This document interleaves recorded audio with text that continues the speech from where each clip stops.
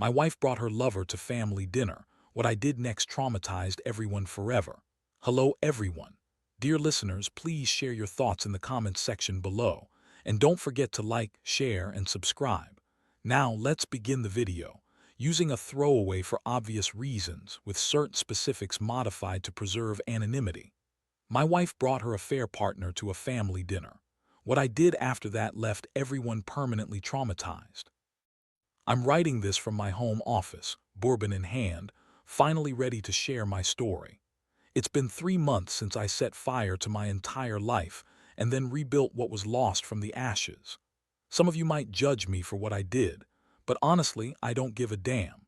My name's Jack, I'm 34, and I work as a senior cybersecurity specialist at one of the biggest banks in Thailand. I bring in roughly $7, $0 a month, not to brag but just as context for what's to come.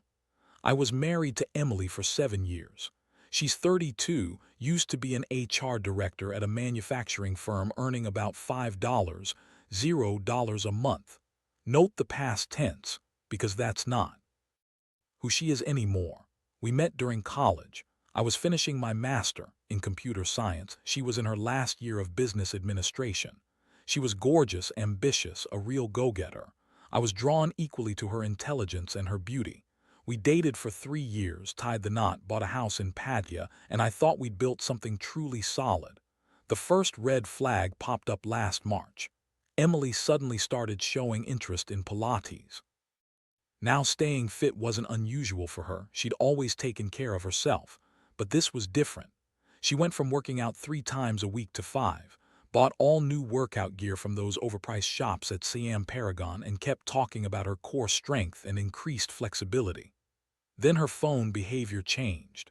We'd always been open, knew each other's passcodes, left phones lying around. But suddenly her iPhone had a fingerprint lock. She angled the screen away when texting and made calls from the bathroom. When I asked about it, she brushed it off as just work stuff, ticking the usual boxes. You know how sensitive HR matters can be, right?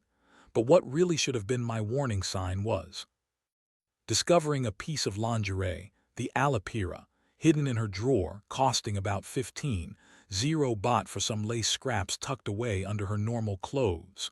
When did she buy that? And why hadn't I seen her wear it? Still, what really set off my alarm was her upcoming weekend trip to Phuket for a leadership conference, which she'd never traveled for before. HR directors generally don't need to do that, but suddenly, there was this urgent summit in Phuket she absolutely had to attend. She packed enough clothes for a fashion show, especially that provocative lingerie. I'm not an idiot, and I'm not the type to snoop through her phone or follow her like some pathetic lost puppy, but I am a cybersecurity guy. I knew how to dig up information when necessary. The receipt was in her car, crumpled in the door pocket as if she'd meant to throw it away. It was from the rooftop bar at the MC Cartier, with 2 cocktails, 2 dinners, 800 baht, and the date. The night she claimed she was at a department birthday party in Lop Phai. That's when I called my old buddy Sanche, a former detective with the Royal Thai Police and now a private investigator. A colleague of mine recommended him. He did corporate espionage cases. I met him at a coffee shop near Victory Monument, handed him a photo of Emily and her schedule. "How far do you want me to go?" he asked. I told him everything. Photos, videos, audio, whatever you can get. I want to know who, where, when, and how often. He quoted me 50 baht, but I paid him 100. I wanted his best work. 2 weeks later, my world shattered. Sai called me on a Tuesday afternoon while I was deep into a security audit. His voice was professional, almost cold. "Mr. Jack, I have the information you asked for. I think we should meet in person." I left work early, told my team I was heading to a doctor's appointment, and met Sai at that same coffee shop. He handed over a tablet, and the first photo hit me like a punch to the stomach. Emily holding hands across a table at an upscale rooftop restaurant in Sukhumvit. The next showed her kissing him in an elevator. The third, them entering a hotel room at the Marriott. His name was Andrew. Sai scrolled through more images, revealing he was CFO at Emily's company. A married man with 2 kids and pregnant wife on their third. The photos kept coming. Different days, various hotels, his BMW parked in private garages, a karaoke room in Thongler. Metadata showed this had been happening for at least 4 months. Sai also had videos, including one from yesterday, a short-stay hotel near Safin Kai where I watched my wife with him, her moaning his name, calling him daddy, begging him for more. I watched her do things she told me she wasn't into. I didn't cry. I didn't rage. I just sat there, committing every detail to memory, letting the reality settle in. When it was over, I transferred another 50 baht to Sai's account, telling him, keep watching them. I need more meetings, texts, receipts. Sai hesitated. You really want more, Mr. Jack? I think that's enough. I cut him off. No, I'm not filing for divorce yet. I want everything, every detail, every hotel receipt, every message. He nodded slowly, sensing my resolve. How long until I tell you to stop? I asked. That night I looked Emily the eye while I watched the videos, thinking about what she'd just done. She had no clue I knew. She kissed me goodbye, told me she loved me. I almost laughed. The next 2 weeks were an exercise in restraint. I went to work, fixed security problems, protected assets, normal. Then I came home, had dinner with my unfaithful wife, watched TV, slept. Meanwhile, Sai fed me a steady stream of evidence. I learned their routine. Tuesdays and Thursdays were Pilates days. She'd go to the gym first, then meet him afterward, probably thinking social media check-ins were her alibi. Saturdays were shopping trips with her sister Molly, who lived in Chiang Mai and hadn't visited Bangkok in 6 months. I hacked her Line account. Child's play given what I knew about her habits. I read months' worth of messages. The pet names, the photos they shared, promises about their future, it made me sick. That's when I found out about the Phuket trip. Their leadership conference was a 3-day retreat at a resort in Kamala. They'd even taken couples photos on the beach.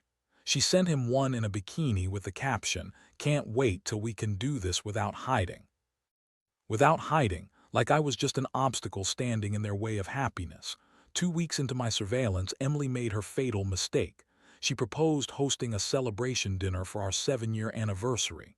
We should invite both families, she said at breakfast, smiling and fake loving. Make it special. I almost choked on my coffee. The audacity of that woman. Great idea, I said, kissing her cheek. Let's make it unforgettable. She smiled, probably thinking she was so clever, playing the devoted wife while screwing her boss behind my back. The dinner would be her perfect cover, making her look like a flawless spouse to both families. I had 3 weeks to plan. 2 weeks later, some friends asked if I was okay, if I was handling everything. Honestly, I've never been more focused in my life. I worked, then came home and fine-tuned my plan. First thing I did was upgrade our home security, the real deal.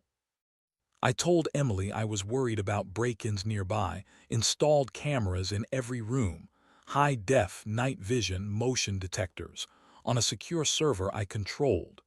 It took a week for her to bring him to our house. I was attending a conference in Ratchaprasong when I got the motion alert. I opened the feed on my phone and saw them in my bed. Rage surged through me. I went to the hotel gym and punched a bag for an hour, but I didn't go home. No confronting. Just saved every second of that video. Sai, meanwhile, had struck gold. Turns out, Prar wasn't just betraying me with my wife. Sai uncovered proof that Prar was juggling affairs with other women from their company, with photos of him and multiple women, hotel receipts over 2 years, and chat logs showing he was running his personal little harem. His wife, Sukanya, didn't know anything. Sai told me she was 6 months pregnant with their third kid. I made a decision. She deserved to know, but not yet. Not until I was ready. The anniversary dinner consumed Emily. She threw herself into planning, importing ingredients from luxurious places, ordering flowers, hiring a photographer, even buying a new dress for 20 baht at Central Embassy, trying to make everything perfect. She kept saying, "Our families need to see how well we're doing," while she secretly spread her legs for another man. I played along, helping refine the guest list, suggesting her colleagues should come since they were such a big part of her life. I saw a flicker of panic in her eyes before she masked it. She pretended she didn't want to mix work and family, then mentioned Prar, her mentor, a guy she said was helping her career. She turned pale when I asked about him, claiming I mentioned him last month as a great influence on her growth. I told her, invite him. I want to meet the man who's been so important to my wife. She agreed, probably thinking it was safer to play along. I contacted my lawyer, Punuk, Bangkok's best divorce attorney. After I laid out all my evidence, she whispered, stunned. This is comprehensive, she said. With this, you'll keep the house, the cars, most of your assets. She'll be destroyed. I want more, I told her. I want scorched earth, everything. Every meeting, every text, hotel receipt, anything that can hurt her. We spent hours strategizing Thailand's divorce laws, protecting assets, damaging reputation. By the time I left her office, I knew how to win. A week before the dinner, I prepared my masterpiece, 20 minutes of edited footage, hotel. Videos, security camera recordings, chat screenshots, trip photos, all arranged chronologically to reveal the whole affair story. I made copies, USB drives for the family elders, watermarked photos for clarity, no way to deny. My little brother Nico was perceptive. During our weekly football game, he pulled me aside. Jack, what's going on? You're different lately. I brushed him off, told him work was stressful. He didn't push. It's not like he didn't know I was hiding something. After 3 days before the dinner, Prar confirmed he'd attend, and Emily, anxious, told me he was bringing his wife, Sukanya, who was pregnant. She was worried she'd have a comfortable place to sit, which was ironic, considering her concern for his wife's pregnancy. I just smiled and assured her we'd take good care of them. That night she initiated sex, first time in weeks, probably guilt or maybe just to keep me satisfied. I played along, thinking this might be our last night together.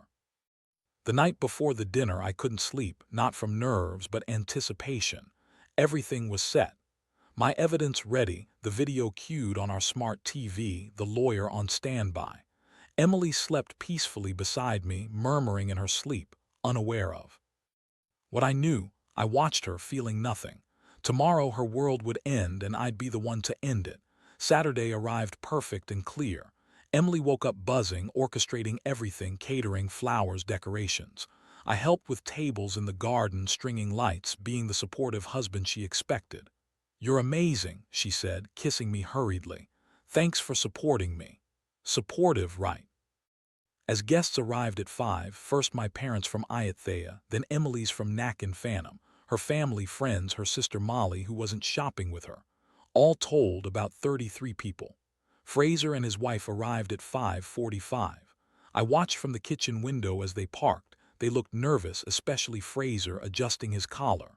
His wife, Sukanya, was stunning, glowing with pregnancy, dressed modestly but definitely showing. Emily greeted them at the door. Her act was Oscar-worthy, polite but just distant enough. This is Fraser from work and his wife Sukanya, she said, giving a professional smile.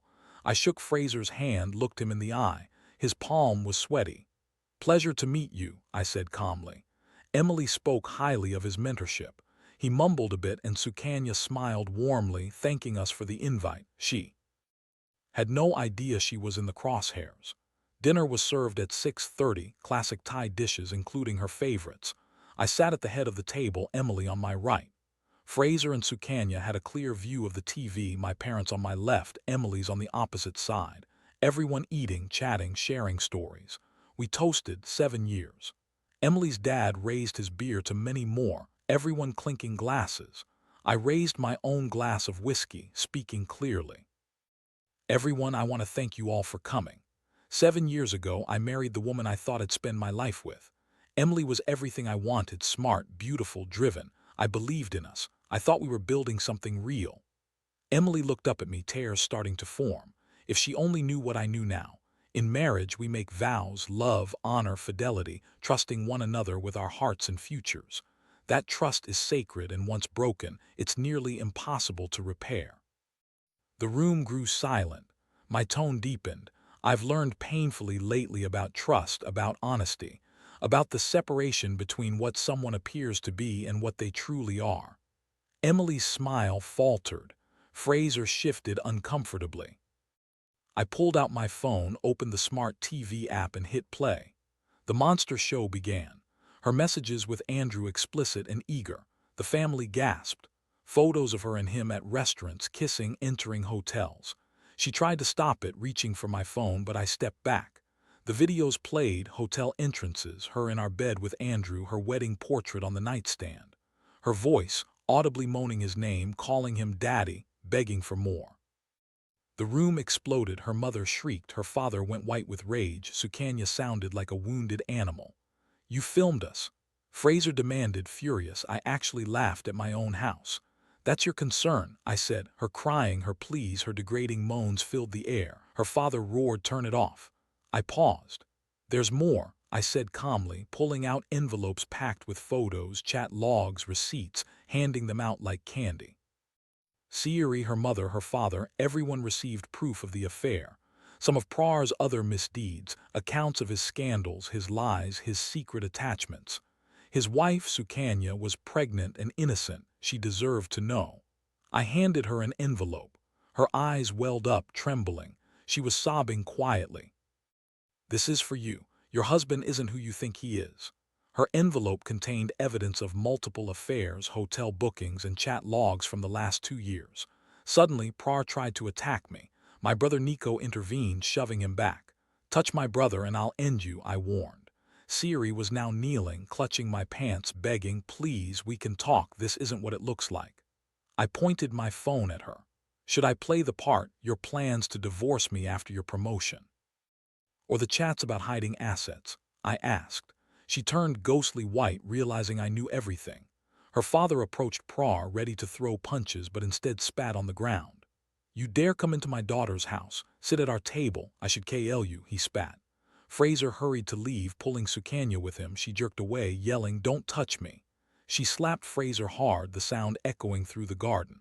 My mother, silent until now, approached Siri, who was still on her knees. She looked down at her with disgust. I treated you like my own daughter, she said softly. Get out of my son's house. The walk of shame began. Prar jumped into his car. Sukanya refused to go. My brother offered to drive her home. In the end, only my immediate family remained. Her family left hurriedly, her father dragging her out, mascara smudged, crying. Within 20 minutes the house was quiet. I poured another whiskey, sat alone in the garden. How long have you known? My dad asked. 6 weeks, I replied. And you waited? I just nodded. Everyone needed to see that she'd been planning to destroy me, just as she thought she could ruin me. Now I was going to take everything. A week later, the fallout was brutal. Siri tried to come back. She found her keys didn't work. I'd changed the locks. She called me 47 times, leaving voicemail after voicemail, her tone shifting from remorse to anger to desperation. I never answered. My lawyer, Punnock, filed for divorce on Monday. We laid out the evidence, devastating. In Thailand, adultery is enough for a fault-based divorce. With what I had, she wouldn't get a single baht. But I wasn't finished.